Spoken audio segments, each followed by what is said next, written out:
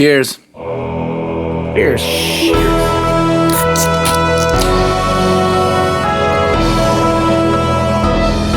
that another tall boy? The tallest of boys. Can you tell? It's not. It's not a tall boy. That's a slugger, baby. That's a Louisville Slugger. Hey guys, this is Matt Scott, and I'm with my dudes in a very particular order. Eric, Hi. Dag, Hola. Daniel, Oh. and cooking with Kevin himself. What's up? Cooking with Kevin. That's me. I love how abruptly it ends. And we're here to present our new podcast, The Movie Podium. The premise is that each week we collectively choose a movie to watch on our own time. We then get together every Sunday night and bullshit about the movie. Kind of like a book club, but for movies. We also came up with a set of questions to ask ourselves as we watch the movie to generate some fun comparisons and analysis of the movie. For example, one of the questions being, is this a podium movie or top 3 for the year of its respective release? So for instance, if we chose Casablanca, does this movie podium in the year 1942? Considering it's one of the all-time greats, I would think so. As we go through this episode, we'll go over each of the questions that we have for this podcast. I've been listening to a million podcasts with all the traveling that I've been doing for work and thought, why not try to record something of our own? And plus, it's a fun excuse to watch movies and talk about them amongst friends. Without further ado, we present our next movie. South Park, bigger, longer, and uncut. Tell him we'll have punch and pie. We're not gonna have punch and pie. My bill will come if they think we have punch and pie. Guys, let's party like it's 1999. Hell yeah. This is probably the most impactful year so far that we've done in regards to our own youth. Haley Joel Osment saw Dead People. Keanu Reeves entered The Matrix. You had Shannon Elizabeth, Tara Reid, Natasha Lyonne, Allison Hannigan, and Mina Suvari all in one sexually charged American Pie. We had the most relatable comedy for the average person in Office Space. And of course, we have to break the first rule of Fight Club and talk about Fight Club. While I definitely anticipate us watching Fight Club, for 1999, we chose a kids' cartoon musical, South Park. Or at least that's what parents thought they were taking their kids to when they went to a theater to watch kids from a little quiet mountain town.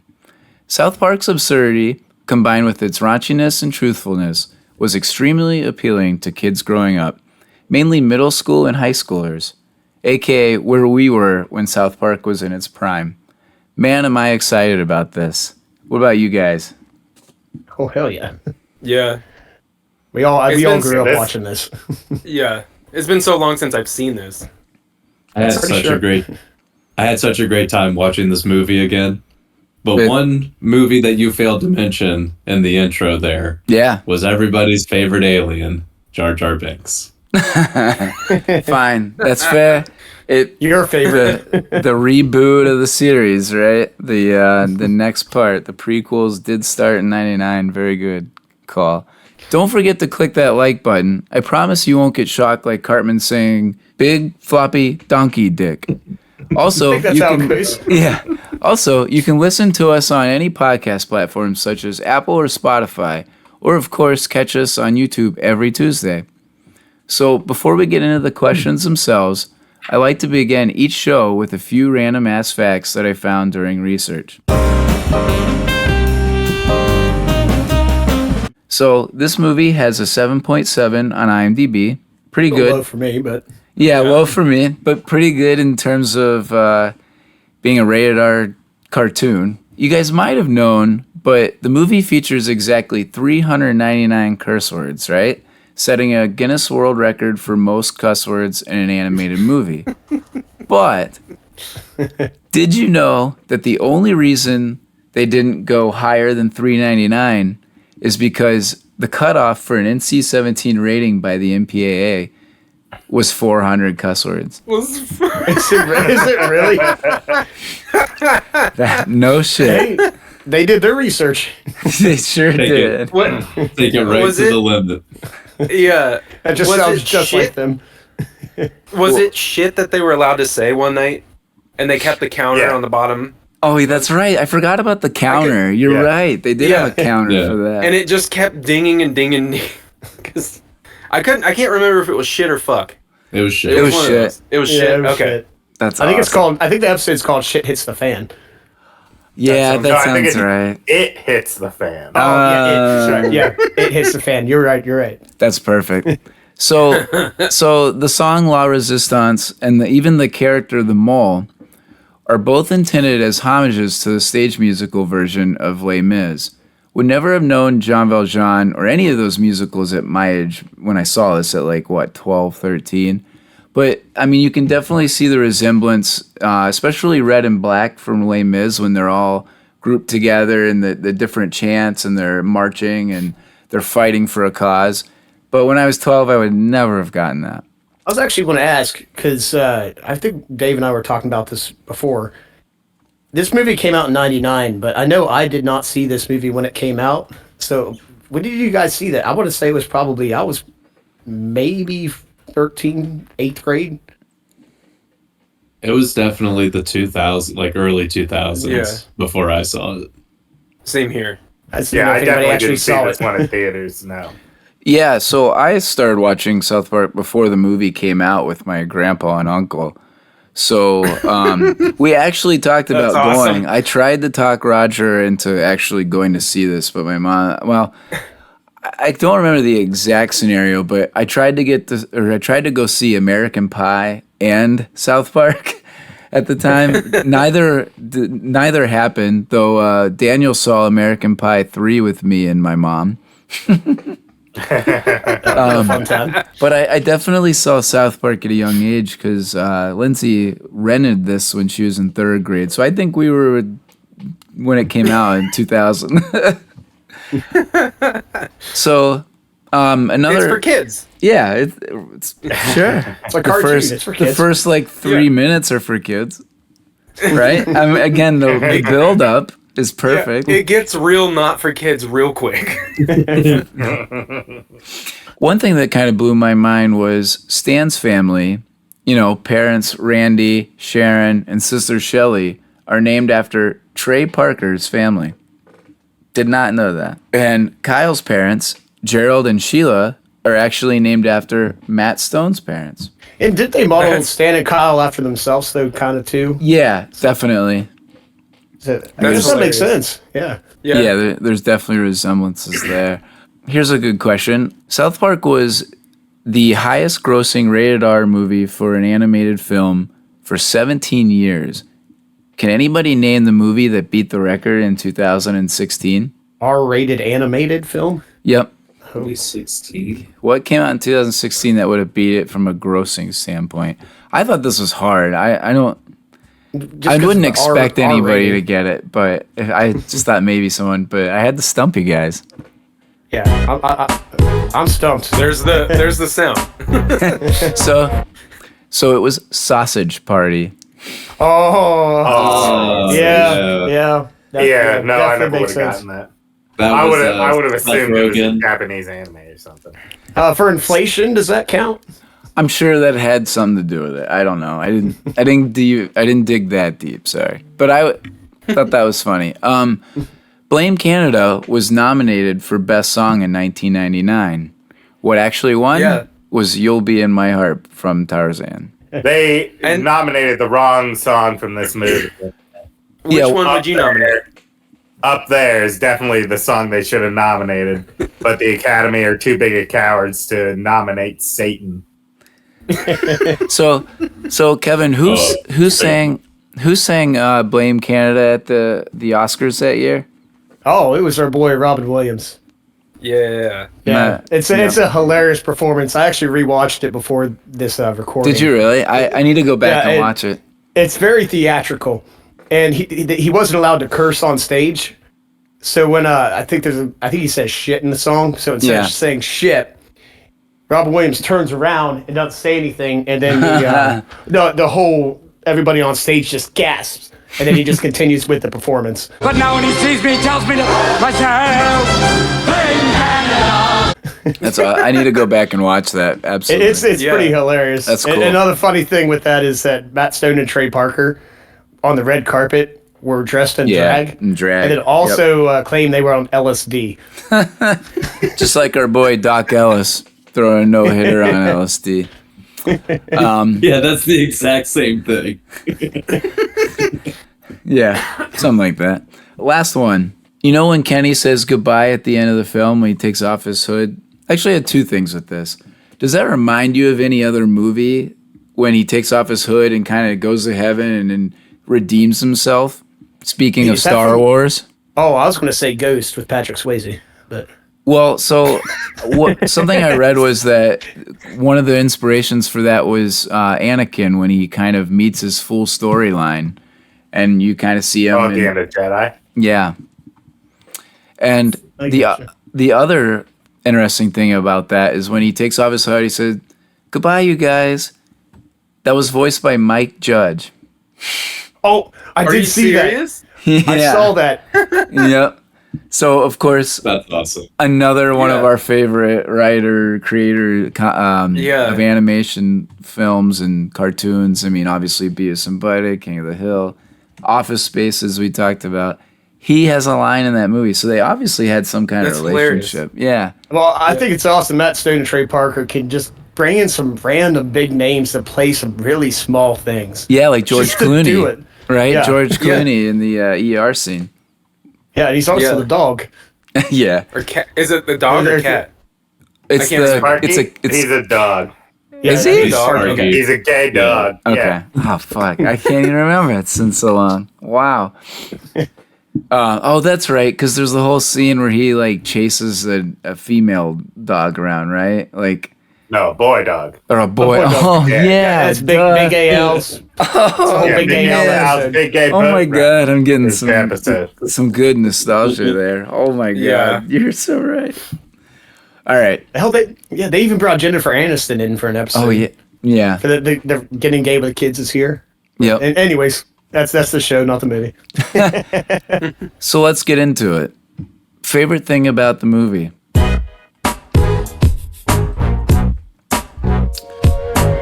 All right, so I'll go with Kevin. You want to go first? Yeah, I'll go. I love that this is just a cartoon movie and it's a musical, and they nailed it with this. And it's just an over-the-top cartoon that's vulgar, and on top of that, it's a musical. So, the music is amazing. Yeah, you can tell that really they have a lot of respect for musical theater because the songs are so well constructed and written and recorded. Yeah, absolutely. And if you haven't seen Book of Mormon, gotta go see it.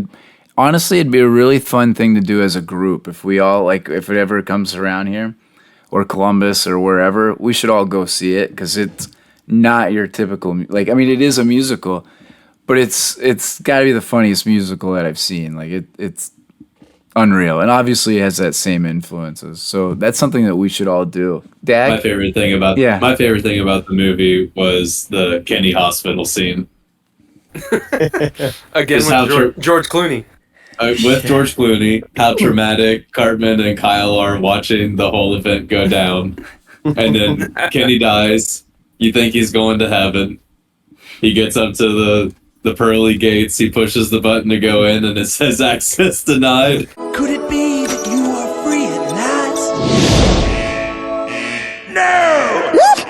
No! Little boy, you're going to hell!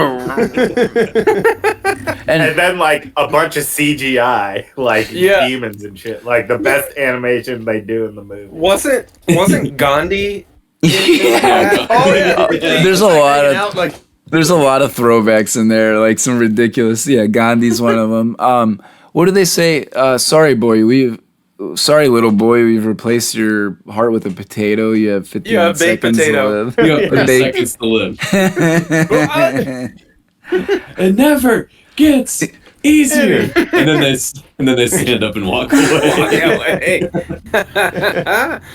So Eric, what about you? My favorite thing is just that Kenny dies he gets sent to the hospital by lighting a fart on fire.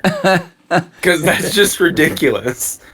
And then another favorite thing is the scene where Stan and the kids are at Stan's house, and Stan asks his sister Shelly where the clitoris is, and she doesn't say anything. She picks up a chair and then just smashes it over his head. Yeah, how many times? What's the over under on the many times that Stan asks where the clitoris is?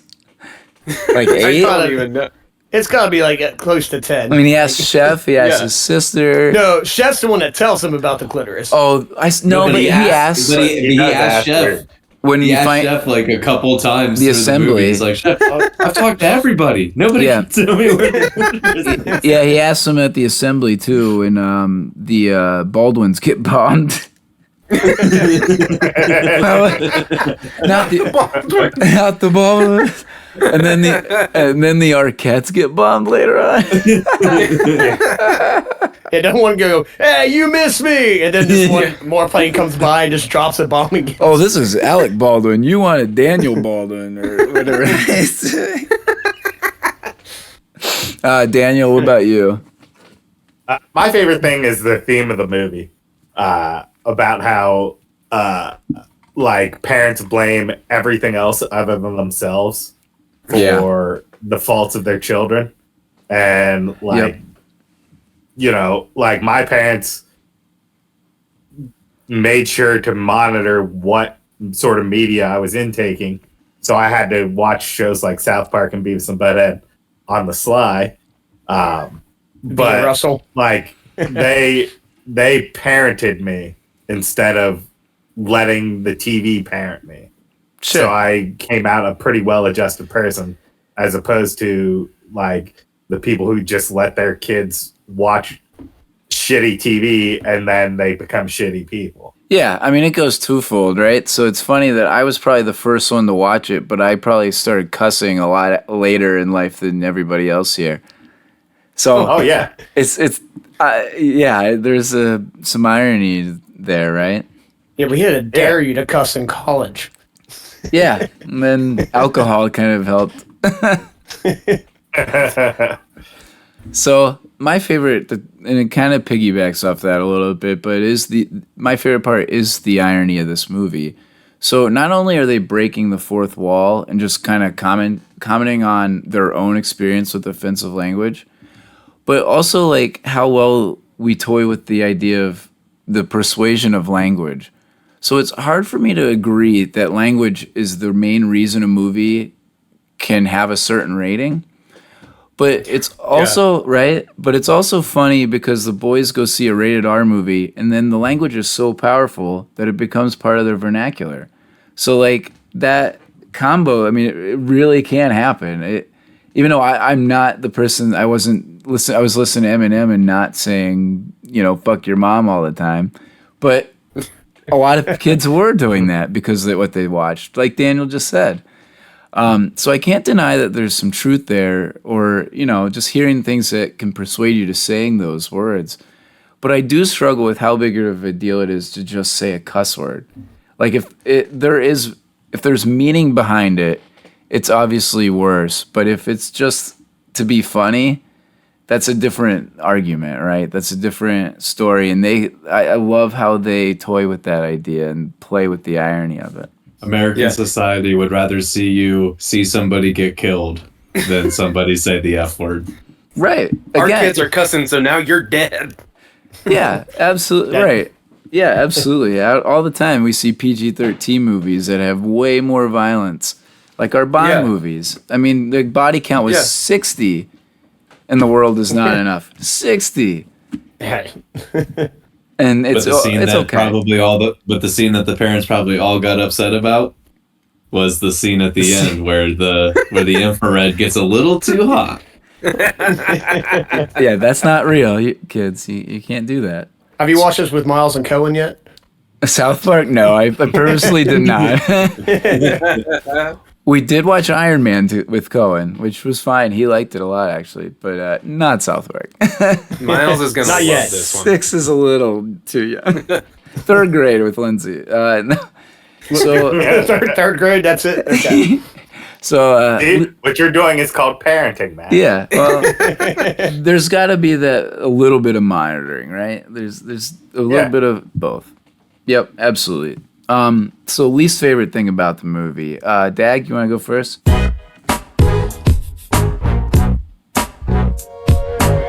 I didn't have a least favorite thing about this movie. To me, this movie was perfect in every aspect of it. It's great animation, great musicals, and what bad can you say about this movie? There really isn't much just bad to say. Daniel?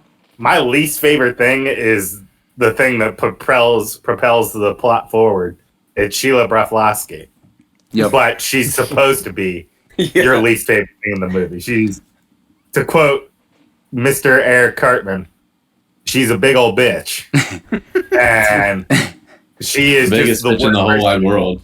Yeah.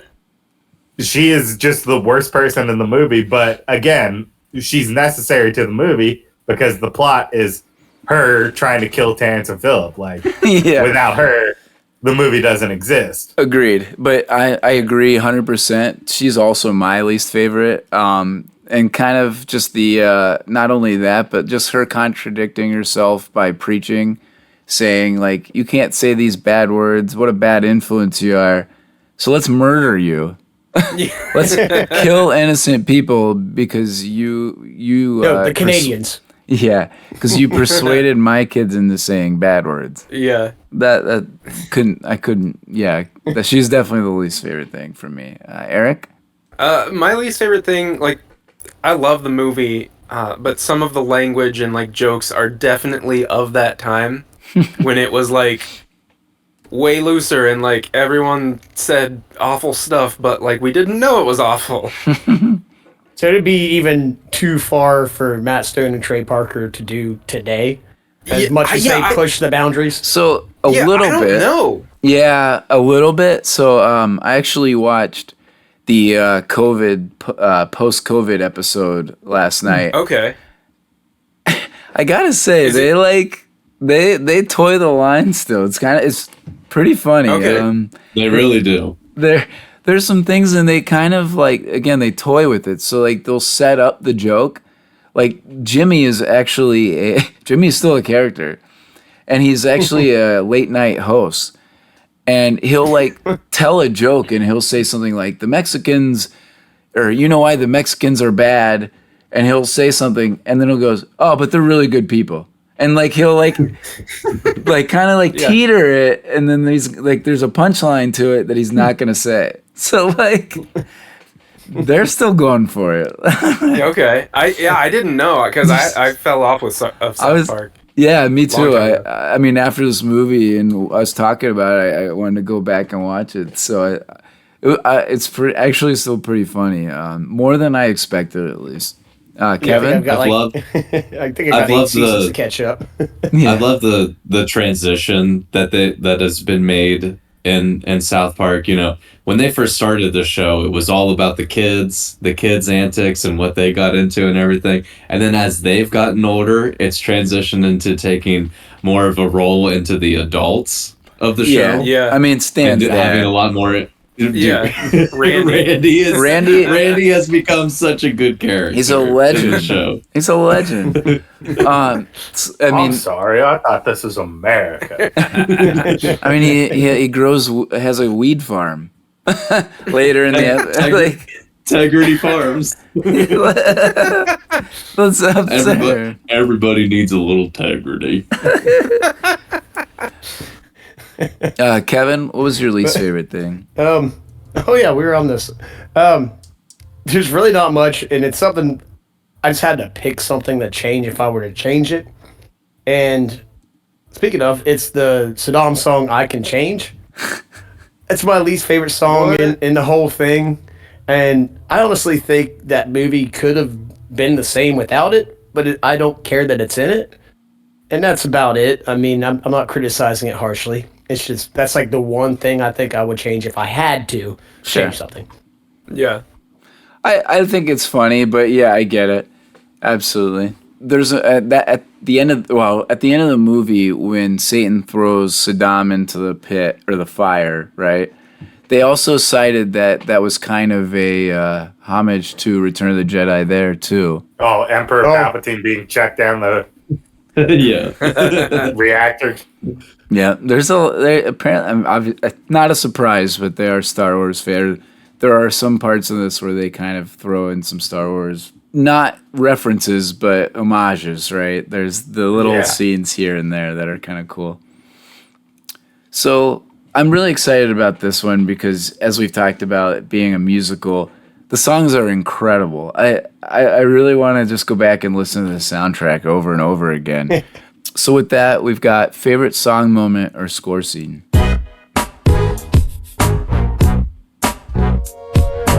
I don't know how anybody can argue that the medley is not the best song in this movie.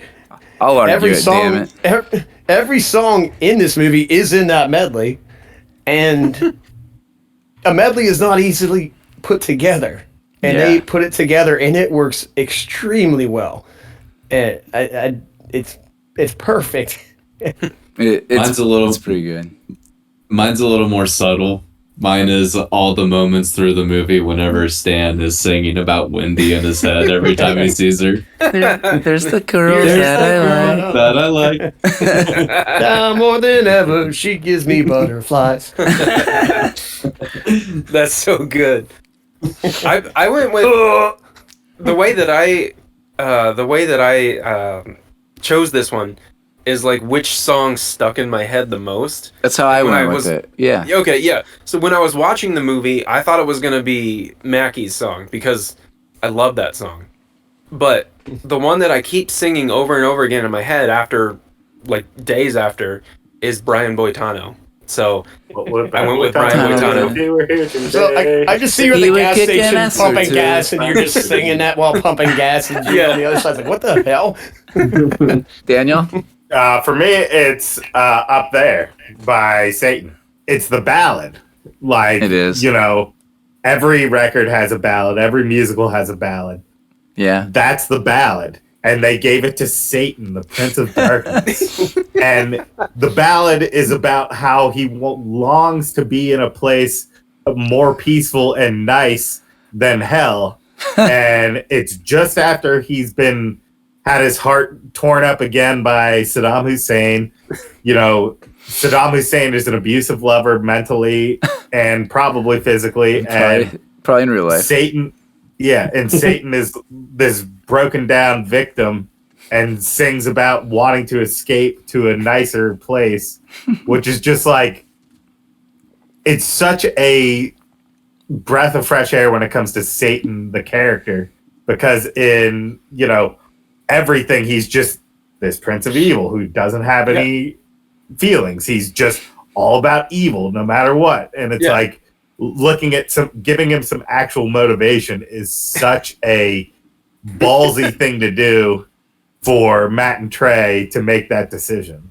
So this is the only song where they actually don't cuss. Satan is the only person that doesn't cuss in his song. How ridiculous is that? Actually, does he even cuss in the movie?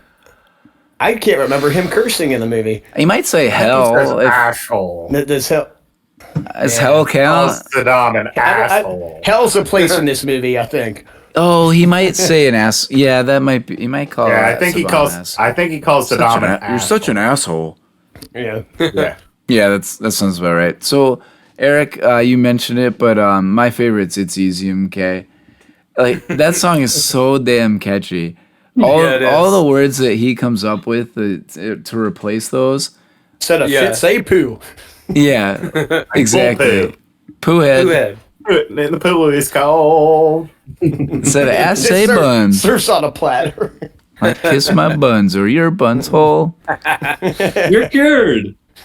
He's like, "Go, you're cured," and then it just smash cuts into them watching Terrence and Phillip and.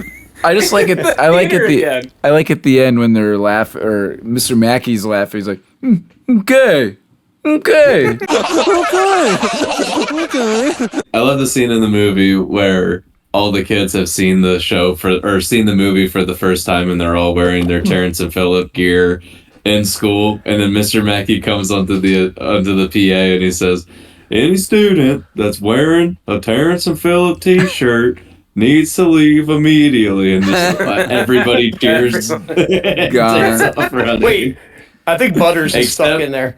And No, it's Gregory. Wendy, it's Wendy. Gregory. Oh, It's Wendy and Gregory. That's Yeah. right. 4.0 Yardale. Yardale. At Yardale. Also, just while we're talking about great things from the movie, I love the name of the movie, or of Terrence and Phillips' movie is called Asses of Fire.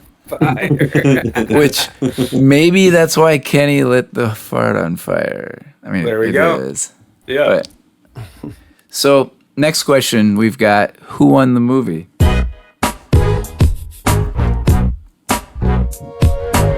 So I'll go. Does anyone have anybody other than Matt Stone and Trey Parker? Absolutely. So I'll Yes. go first because Okay, I do, and I yeah, absolutely. So I agree that they're obviously the reason this is made, and they're geniuses the way they did this. But I'll say our youth won the movie. So we grew up watching The Simpsons, King of the Hill, and South Park in the 90s. How lucky were we? Seriously, those are three of the best cartoons ever, and we got to watch all of them. So Yeah. the previous generation grew up with watching cartoons that were funny based on the overall theme or commentary by the theme. So like I watched the Jetsons the other day, and Jane's complaining about making dinner, and they show her pushing buttons on her Cocomatic 2000, and she's like, Outdated technology. yeah, well, that, and the commentary on a woman in the kitchen, like all these things that are supposed to be funny at the time, but there's no dialogue to back it up. So it really, at the time it was funny. There's like the Looney Tunes with the slapstick humor, but it wasn't really until these guys, South Park, Simpsons, King of the Hill, these kind of trio came along and really propelled the comedy from just being a slapstick to adding dialogue, funny humor. I mean, South Park and King of the Hill especially, like the creativity with the lines, I mean, it's just incredible. So I thought we were really lucky because, again, when I watched the Jetsons, it kept my interest, but I wasn't laughing. I wasn't enjoying it the way I enjoyed South Park or my favorite King of the Hill. So I had to say our youth. That's a good one. That's fair enough. Eric, I'm kind of curious to hear yours because you said you had somebody else too. Yeah, so I said Satan won the movie. Because he's just like, he's the main character to me. Like, I know that the kids are the main characters, but Satan just completely stole it. Like, once he was on screen, you were hooked. Yeah, I like that because in what movie or world are you rooting for Satan? Yeah. I mean, It's just like Daniel said. Yeah, you're compelled to root for him. It's unreal. Yeah, they've made Satan like this lovable guy Sweet Jack. who is in a but he's in an abusive relationship, so you just want to like hug him and protect him the whole time, even though he's the Prince of fucking Darkness. It's pretty ridiculous. What about you? Daniel, who'd you? Yeah, Daniel. Daniel. I went with Matt and Trey because they fought to get this movie made for their vision. Paramount wanted them to do PG-13, and they refused. They refused. I didn't know that. Until they were allowed to make an R-rating movie. Wow. Yeah. So like you've got that. You've got the fact that they made a musical out of their show, which wasn't a musical. Like good point. They and not to mention all that, beside they made a really fucking funny movie. Yeah. And so they did everything they wanted and still made a movie that is hysterical to this day. Yeah, they kind of made it feel like a movie, not just a long cartoon. Mm-hmm. If that makes any sense. Yeah, absolutely. Not just an extended show. Yeah, yeah. It definitely felt like a movie. Like it didn't feel like an extended show, like the Aqua Teen movie. The Aqua Teen movie, it just felt like an extended version of the show. It didn't actually feel like a movie. But I agree with both Daniel and Kevin that Trey and Matt won this movie. I didn't know that fact about them pushing Paramount to make it rated R, but that's even better that they worked so hard to get that, because they did that and they tricked everybody, all of their fans of South Park, into liking a musical. And I think that's one of the funnier things that they did with this. That, and I think this movie like really set off them doing different ventures with South Park, like the video games. Yeah, the video games are great. South Park Rally was my jam. The two new ones are so good. They are South Park through and through. The Stick of Truth and the Fractured Butthole. They are both like they're very clever with titles. Yeah. Yeah. It's like you're playing an episode of South Park. Like so where do you play? Like, is it a console game or? Yeah. Okay, nice.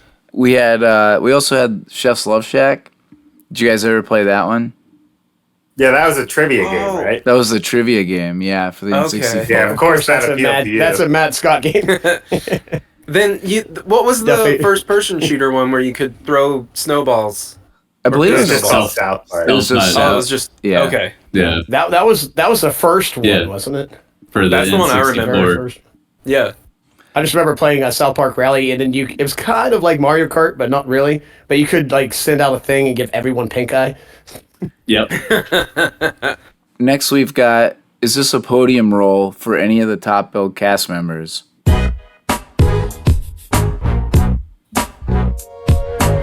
Now, so Matt and Trey. Yeah, so this one, obviously, I mean, other than there's some cameos in this, which I got a couple that I'll name. Other than that, yeah, there's Isaac Hayes, but we really don't count that. I don't think so. I mean, no. This is a podium role for George Clooney. Yeah, totally. There's a hot take. Winona Ryder, isn't she in this one? Is that really her voice? No, I don't think it is. I sure did love her ping pong trick. Yeah. So I didn't miss a single one. So we talked about George Clooney. Our girl Minnie Driver is actually in this as a cameo. Really? And also Soldier Number 1 was none other than Stuart Copeland. From the Police? The drummer for the Police, yeah. That's awesome. I don't even know what he sounds so like. random. I just know Sting's voice. Like I don't. Yeah. You know, I don't. Yeah. Is it just something where they just run into somebody in LA and they're just like, probably. "Hey, you want to do this real quick? It'll take 5 seconds." I mean, Minnie Driver. Like where do they get these people? What part did Minnie Driver play? I don't know. I just saw she was a cameo, but I did see Stuart Copeland was Soldier Number 1. Soldier Number 1, huh? So since, as we've talked about, since this is just Matt Stone and Trey Parker, we could kind of turn this around and say, is this a podium movie or role or in the world? Yeah, of theirs. Yeah. So I would say yes. I would also say yes. Yeah. I would say yes. It's definitely in my top 3. Yeah, I'd only put one above it, and it's basketball. Yeah. Basketball's ridiculous. I would. I know. It's their best. It's even funnier. I love that movie. That's personally. They've done a lot of stuff, but it's not a huge, library. Yeah. Like it's not. So we have this. I feel like. Sorry. Oh no. I was just gonna say that I just feel like we're all 5 of us are going to have the same 3 movies in a different order in our top 3. Yeah, I mean, we have this. We have Team America would be the other one, and as we mentioned, basketball. They also did Orgasmo, which is pretty funny. Yeah. And what was the other one? Cannibal. Yeah. Yep. Yeah. Which also was a musical. Yeah. Yeah. It's in the title, Eric. Yeah, it's Cannibal the musical. Sorry. Yes. Sorry. Thank you, Daniel. For me personally, it's basketball, then Bigger, Longer, and Uncut, and then Team America. I'd have to go back to watch basketball to confirm that, because that would be from memory how I would rank them as well. But South Park really did kill it for me. I gotta say, I'd like to go back to watch basketball to see. I might be saying baseball purely because they actually acted live in it. So that's kind of where I kind of teetered on that. But sure. It also might be because basketball has like one of our forever bits, Kevin. Oh, where I rip on you and then you say, if you rip on me 14 more times, I'm out of here. Steve Perry. I would put basketball at number 2, so mine would be South Park basketball and then Team America. Mm-hmm. Yeah, freedom. But same. It's Dave's right. Anybody throwing somebody else out of there? No. Or another movie out of there? Book of Mormon. Nah. Freedom isn't free. It's $1.05. Next category. Does this movie podium in the year 1999?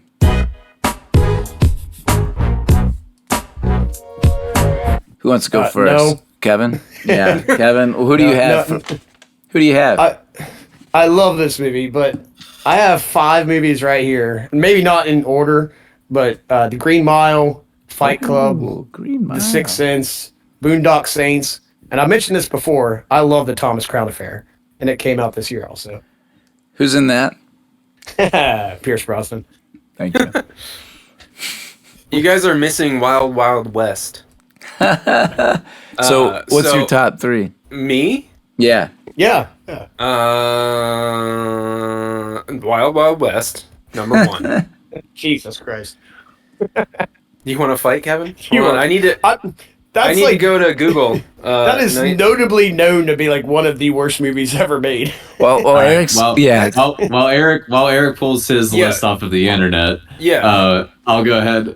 It's a no for me too, dog. My top 3. My top 3 is Star Wars Episode 1, The Sixth Sense, and The Matrix. Nice. And then, if I was still 11 years old, it would be Star Wars Episode 1, Toy Story 2, and Pokemon, the first movie. And Tarzan. Tarzan. I didn't see Tarzan in theaters. I didn't see Tarzan. I did. We had the Phil Collins tape, too. He holds that vine with his butt. Prove me wrong.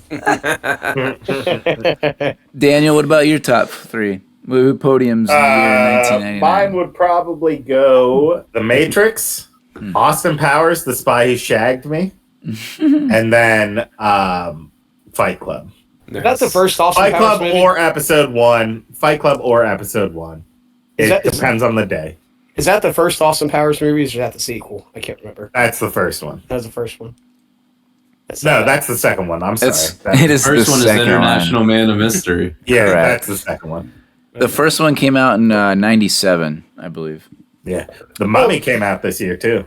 That's crazy. Yeah. I didn't realize the Austin Powers thing, they released those movies the same year that they released Bond movies. So you're saying 97 and 99? What about Goldmember? Do you think it came out in 2002? I bet it did. I'll bet it did, actually. I'm sorry, I'm just completely derailing this right now, but that just... No, that's funny. Eric, you figure it out? Yeah, so I would say, I don't know what number, like what order, but 3 right off the top that I like. Wild Wild West, of course, number 1. 10 Things I Hate About You and Big Daddy. Big Daddy's a great movie. Yeah. Wow. So all to say that this movie does not podium for me in 1999. Eric, I'm very angry at you. Wild Wild West is a piece of garbage. You're a piece of garbage, and that's just your opinion, man. I just like the song. You just like the song by Will Smith.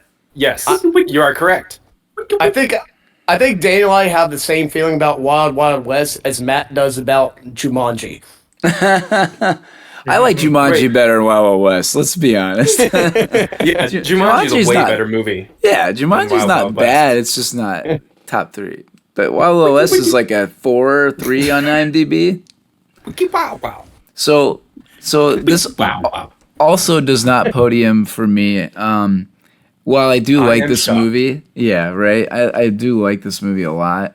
As we said, 1999 was a stacked year in movies. Yeah. Like, I had a really hard time narrowing it down to 3. So I ended up going with Office Space, Fight Club, and American Pie. Nice. Yeah. Office Space is so good. Yeah, Office Space bumps Austin Powers off for It's the story of all of our lives. It's social commentary on the average day in the life of an average person is just spot on. The mundane humor is so good. Something I find crazy and how just to show how stacked this year is we all have a ton of different movies listed that we would put above South Park, and we all love this movie. Yeah, and so it's just crazy. We all have different answers for pretty much. We might have one similar movie in our top 3, top 5, but we all have the same answer with a ton of different movies, and they're all good. Yeah, and we didn't even mention the Best Picture winner this year, which I really do like this movie, American Beauty. It's a great another great commentary on life at that point in time with the baby boomers and how work and all these movies from '99 were kind of moving on from the goofiness, and there's this seriousness of life that's taken over, and there's all these movies that kind of have the commentary behind the scenes of that, breaking the fourth wall. And American Beauty is one of those movies that at the time it was groundbreaking and won Best Picture. So it's too long for Dave. It's not that long. Gen X was growing up, Matt. That's what it was. Thank you. Yeah, right, exactly. They were growing up. I feel like you do see a turning point in cinema in general 99 around this time. Yeah. Yep, 99, Fight Club. Like all of these movies, Fight Club, Office Space, like American Beauty. You get like 1 or 2 leading up to this point, and all of a sudden you get 3 or 4 a year, 5 or 6 a year, and all of a sudden it 100% just kind of blows up. Yeah, so this was such a big year, and it's funny we picked South Park, which again, it's perfect based on our childhood. Yeah. But when as we get older, clearly it's not our favorite anymore. And thought that was cool to see. We all love it. Yeah. But we still love it. Yeah. Yeah. Absolutely. Next category we've got, does this movie get made now?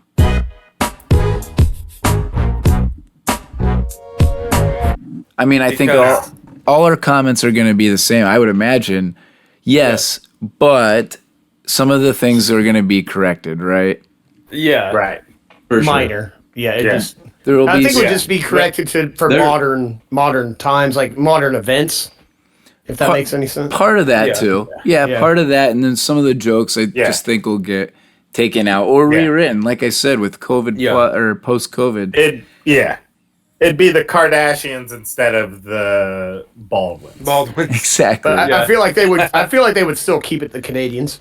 Yeah, there's not. Yeah. 100%. Yeah, there's not much. All that stuff. It'd just be the less tasteful things, as far as denigrating, people. Yeah. Oh, no, they definitely denigrate people. But it would be twisted in a different way. Like, they would do it in denigrating towards a groups of people is what I'm saying. Yeah. Like it would be like MAGA people. It would be, stuff like that. Right. And again, that post-COVID, it's kind of funny. They, as they do so well, and why I love those guys and I love South Park is you're either a turd sandwich or a giant douche. And even in the post-COVID episode, they poke fun at literally everyone. Like, they are so good at making everybody seem ridiculous. It's so good. Integrity Farms. Integrity Farms. That's what I love about because if they set a limit of where they go, that's where it's wrong. Like either everything is fair game or nothing. Yeah, agreed. So, I mean, if you set some line, then that's when you're in the wrong. Speaking of lines. Next category is favorite line from the movie.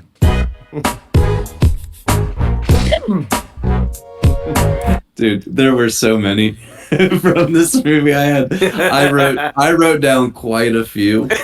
I actually wrote all of them, but if I had to pick, I'm gonna pick one, and it's when Big Gay Al comes on screen and he goes, "Wow, We were all dying and now we're all fine. That's super. Wow, we were all dying and now we're fine. That's super. Oh my God. Daniel? For me, it's a line from Blame Canada, which isn't even my favorite song in the movie, but it has my favorite line in the movie, which is, we must blame them and cause a fuss before somebody thinks of blaming us. We must blame them and cause a fuss before somebody thinks of blaming us. Perfect. Yeah. Which is just the theme of the movie right there, that Sheila and all these mothers are protecting themselves because they know it would reflect poorly on them if, people actually looked at it and went like, hey, don't you think the parents should be involved? Exactly. So we must blame them and cause a fuss before somebody thinks of blaming us. Beautiful. Hey, Cartman, let me get some candy. Oh, let's see. No. I don't have any Jewish candy. Let me have some candy, Cartman. Oh, let's see. Nope, I don't have any Jewish candy. Kevin, what about you? There were a ton of them. This one's mainly just of how it was delivered, and it was Mr. Mackey. And it's when they're in his office, and he goes, I seriously doubt that Mr. Garrison ever said, eat penguin shit, you ass spelunker. Boys, I seriously doubt that Mr. Garrison ever said, eat penguin shit, you ass spelunker. You're hesitant to read it while he was reading. Don't even know what he's reading. It's hilarious. Oh, yes. That's such I saw the Terrence and Phillip movie. Who wants to touch me? I said, who wants to fucking touch me? Eric, what about you? I'm gonna do two because the first one is very quick. At the end of the song, at the beginning, they're like, "I'd like 2 tickets to Terrence and Phillip," and the movie guy has just got this big ass grin on his face, and he goes, "Can I have 5 tickets to Terrence and Phillip? Asses of Fire, please?" No. The other one is from The Mole, and he says, "And the butt for?" And then one of the kids say, "What's the butt for?" And he says, "For pooping, silly." And the butt for? What's a butt for? For pooping, silly.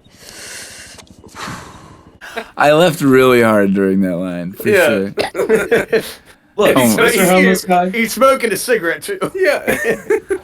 Look, he's one of my favorite characters in this movie. Oh, he's so good. He's so good. There's also the line about, taking a coat hanger through the heart. Careful.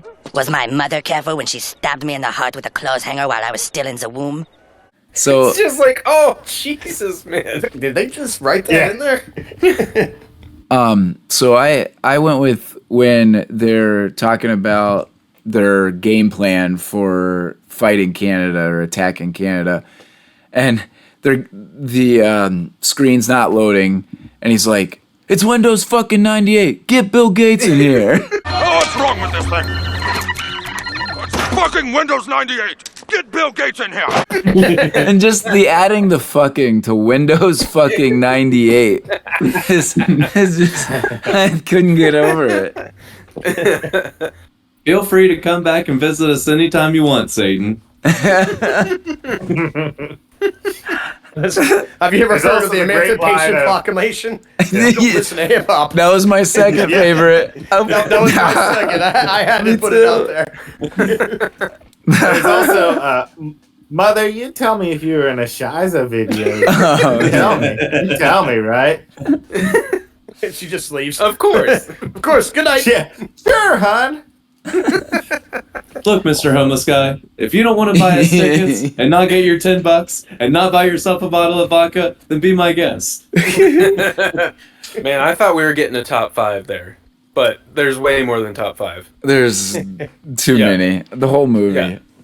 So we'll get to the top 5. Yeah, sorry. We've got 2 left. You guys are impatient. He's teasing it.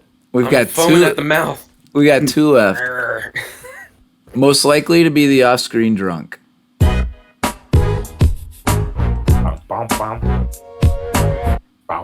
So, Daniel, how about you first? Yeah.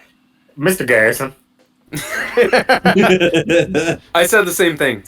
No shit. Mr. Garrison That dude has emotional problems. That dude has a talking puppet on his hand at all times.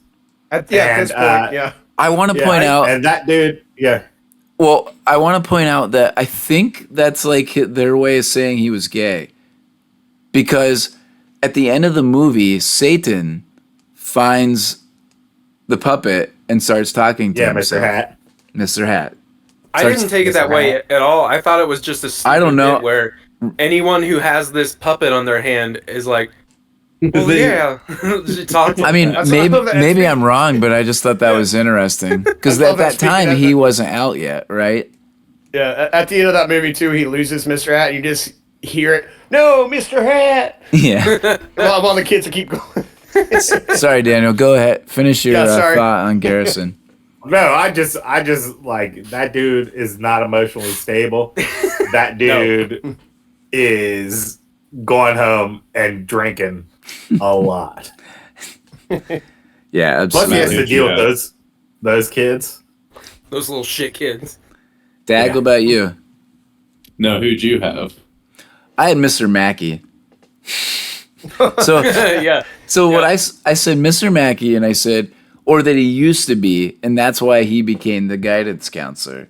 So I picture him as like this guy who just got fucked up all the time or drunk all the time, and then just kind of came to a life moment where it's like, all right, I got to do something in this world, and so he became a guidance counselor.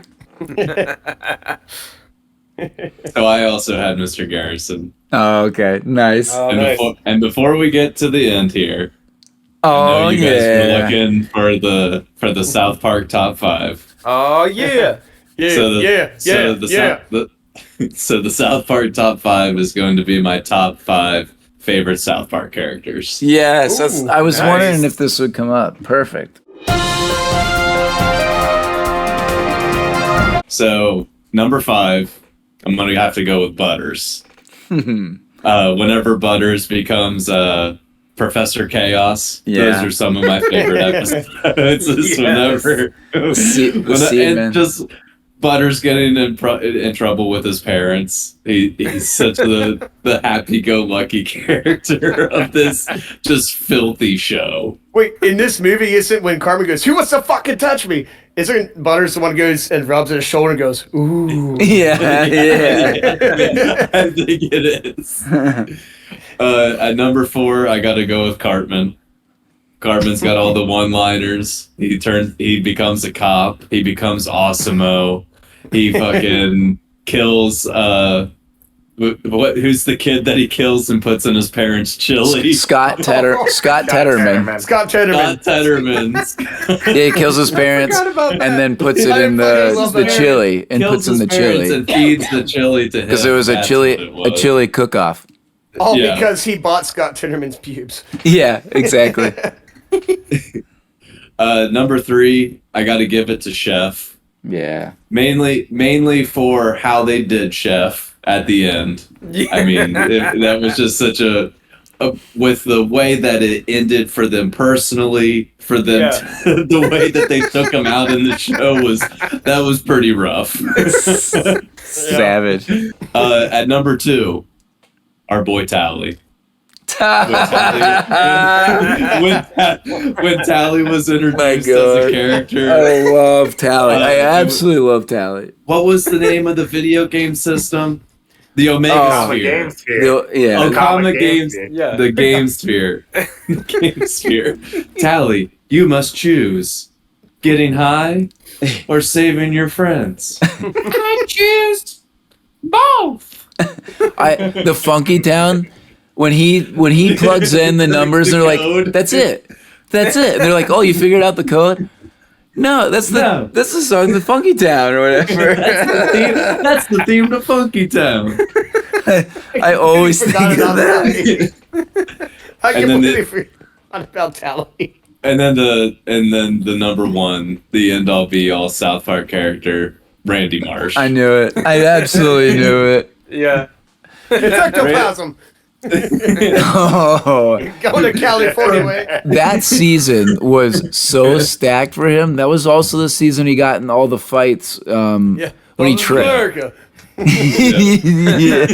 Obama.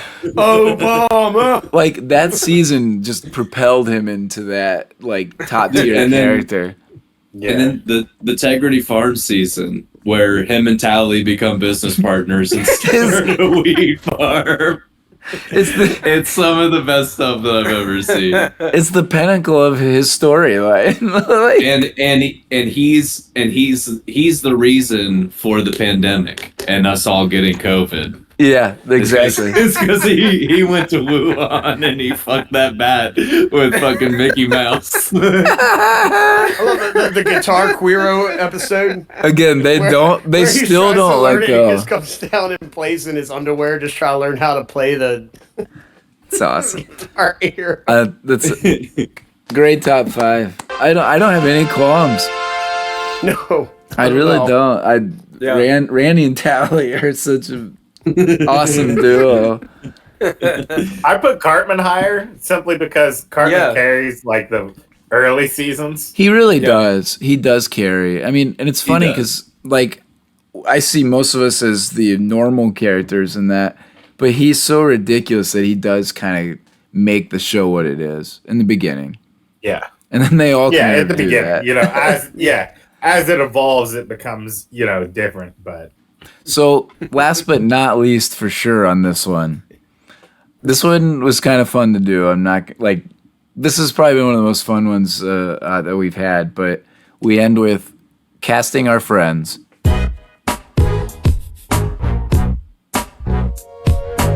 So I'm gonna go first. I was gonna say, do I have any takers? Yeah, I'll go first because I had a really hard time like coming up for reasons why.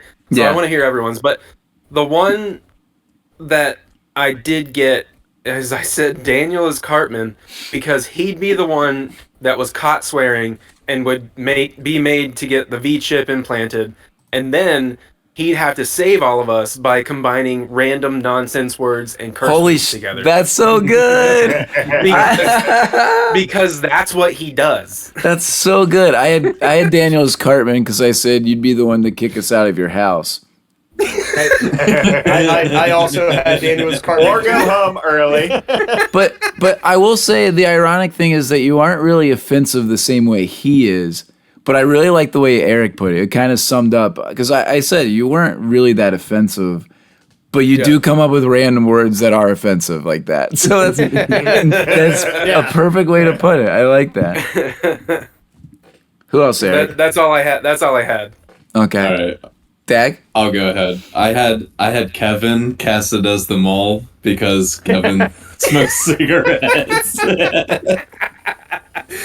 Like a freight train. Hate guard dogs. The guard dogs. Hate guard dogs. I had Kevin as the mole. Wow. This sounds like a dying giraffe. Oh my gosh. And then I casted the rest of us as the boys. I got Stan as Matt. I got Kyle as Eric. I have myself as Kenny, and then Daniel as Cartman. That's awesome. That checks out for sure. Daniel? Yeah. For me, I just have Dave and I swapped because Dave's an angry little boy. And Cartman is among the angriest people on the face of the planet. Not post-COVID. Kenny is a little filth ball. You just never get to hear what he says. Yeah. Because the kids are constantly like, "Oh, Kenny, that's gross." And, you can hear that he's saying something probably super filthy, but you just never get to hear what he says. So, I am still a ball of filth. I'm just... not as angry as Cartman is. That's my casting. And then Kevin's Randy. Holy shit. So go ahead, Kevin. I was going to cast myself, and I was going to put myself as Randy, but I didn't do it. Go ahead, Kevin. So I'm not too different. I put Daniel as Cartman for very similar reasons. For all of the above. We all had Daniel for Cartman. And then I ended up putting Matt as Stan because he's pretty level-headed, and then I put Dave as Kyle because he's kind of the one. you're good at putting like, if you're going to do something plan wise, you're going to put it in the action pretty deal. I feel like that's Kyle. Wow, we're very similar. Cody, none of you guys put Cody in here. Yeah, Cody's the mole. Man, are you sure you didn't steal my notes here? Holy shit! Holy shit! And then I also put Eric as Mr. Mackey. Are you kidding me? You're stealing Matt's thunder. That is unreal. I have three. Oh, I have a couple more. I have Tommy as chef. I didn't have that one. That's pretty good. And maybe because we'd ask him a question, he'd be quick to do an answer and be like, "Oh wait, maybe I shouldn't have said that." And then John is Butters. Wow, I can't believe how many. Yeah, go ahead. That's my list. Yeah, I can't believe how similar we are. So I said, I'm not even kidding. I said Eric is Mr. Mackey because I could see him talking like that, saying, "It is okay." I said Kevin is Stan's dad because while he doesn't have much of a role in this, I could just see him being over the top. Right? I mean, that's pretty easy to see him going over the top. In this movie, he's just like, let them do what they do. They're just going to hang out over here. I had Daniel as Cartman, which we've kind of talked about already. I had Cody as the mole. I said, who else is going to Splinter Cell with you? Like, Cody is the Splinter Cell guy, right? Yeah. Like, if we're going somewhere to Splinter Cell, it's Cody. Yeah. I had Tommy is Kenny, not because he mumbles, which could be me, but while he's profane and cynical, there's definitely a sweet and innocent side to him. Right?